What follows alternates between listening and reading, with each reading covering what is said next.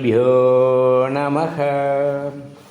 பகவான் ஸ்ரீ விஸ்வநாதர் அவருடைய ஸ்ரீமத் யுஷோபனிஷதம் பாகம் 2 போதனை எண் 503.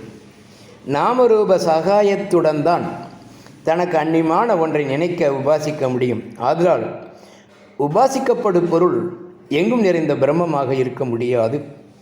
அறியக்கூடினதோ அறியக்கூடாததோ என்று ஒரு விதத்திலும் உள்ளதாக முடியாது. பிரம்மம் தன்னம் தனியே தானாக அந்நியமற்று குணம் குறியில்லாதது அல்லவா பிரம்மம்.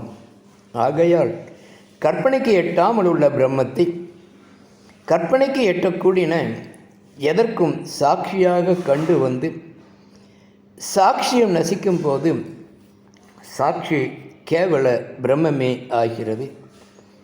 ஆகையால் எதற்கும் சாட்சியாவோம். ஓம் சாந்தி சாந்தி சாந்தி.